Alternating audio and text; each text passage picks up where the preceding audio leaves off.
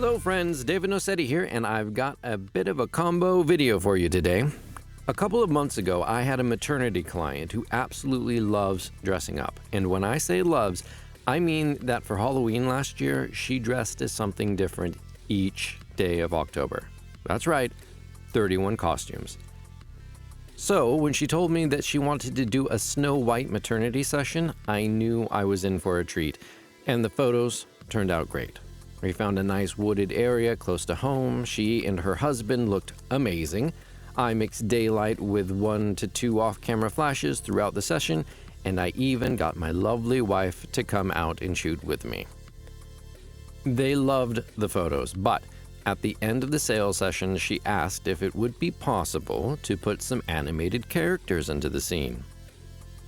Now, a composite like that can be a tricky thing depending on your source material. And in this case, the only thing I could find where all 7 dwarfs could be isolated individually and look the same was a series of pirated printouts being sold at places like eBay and Etsy. While they could have worked, they were at an absolutely terrible resolution and were filled with artifacts, even in the solid colors. Alas, it just couldn't be done. Then a voice chimed in the back of my head. I talk to myself a lot. Hey, David, you do remember you went to art school for animation, right? Yeah, but it's so much work. Don't be afraid. We're right behind you. But I've been wanting to do something like this for ages, and I figured it would be an excellent bit of practice. So I set about redrawing all 7 dwarfs at a high resolution. A few things you might want to know as we watch this. First of all, my line quality needs a lot of work. It's 1 part rusty and 2 parts ancient Wacom tablet. Try as I might, I just can't get it to consistently not jump levels of pressure when creating lines. Maybe buying a new tablet would help, but I just bought a new computer and can't justify the expense. Next, if you're like me, you'll want to know what I'm using. So here it goes. Camera, Canon 5D Mark III. Computer, Windows 10 with an AMD Ryzen 7 2700X 8-core processor with 48 gigs of RAM and an NVIDIA GeForce 2700 running the graphics. Raw processor, Capture One Pro version 11. Screen capture was done with Camtasia 9, but the video itself was put together in the free version of DaVinci Resolve 16. Illustrations are made using Autodesk's free software, SketchBook. And last but not least, I'm still running my perpetually licensed Adobe Photoshop CS6 for compositing. Because the illustration portion took the longest, I'll point out a few things I learned along the way. As I said before, my biggest problem was line quality. I started out trying to make lines the way you would traditionally on a page, getting the thickness to taper from thick to thin and back again by way of pen pressure. Sometimes I could get it to work, but most of the time it just made me curse. What ended up working for me was to concentrate on a consistent line from point A to point B, where I'd skirt the outer or inner edge of the source I was tracing from. If I got the line to match up, awesome, move on to the next one. If I was off, I would make a second pass and catch the other side of the line. Tedious? Yes. Better line quality? Also yes. Tapering of lines I found to be easiest at the beginning of a stroke, whereas the end of a stroke almost always looked bad. If my lines got a little wonky, I'd use the eraser tool to clean up the edges rather than erase entirely and redraw. I also use the assisted pen curve a lot, the one that looks like you're dragging the pen with a string. For me, a lower number around 20 worked for most of the strokes, but long lines benefited from a higher number around 50 or so.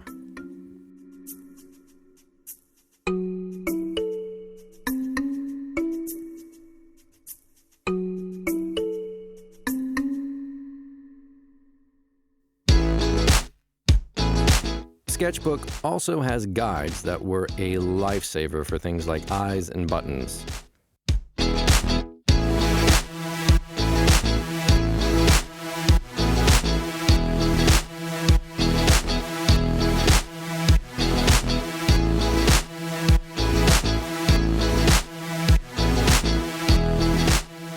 Now, I've wanted to make a digital comic for ages, so I've done a fair bit of research on how to draw and color digitally, so I knew I wanted my lines on one layer and my flats or colors on another. Then, all you do is magic wand the empty space on your line layer, move to your color layer, and fill the selection with your color. What I didn't realize starting out was that my lines weren't crisp, and that the selections would leave a bit of a halo inside the line where the color didn't quite reach. Of course, when illustrating, you should work at twice the size of your end product so that such mistakes are hidden when downsized. But the OCD part of me liked knowing that the color was tucked away the way it should be. I also made sure to keep each character in its own named group and on its own named layer. This was something my Photoshop instructor drilled into me all those years ago at the Academy of Arts and made keeping track of things a lot easier as my number of layers grew.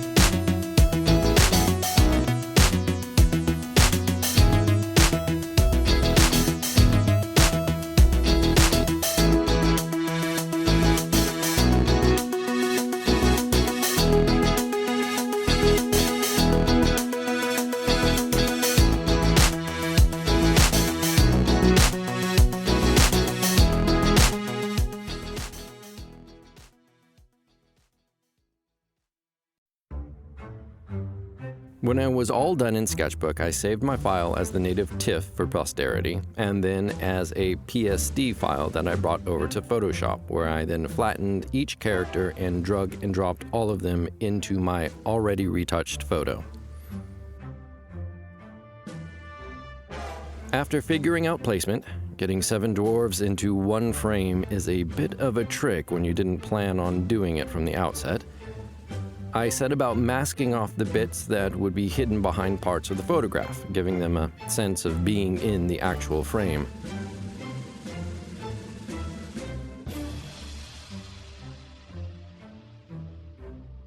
From there, I took a step that, in traditional illustration, should have come earlier, and added shadows and highlights to the characters while taking into account their place in the scene.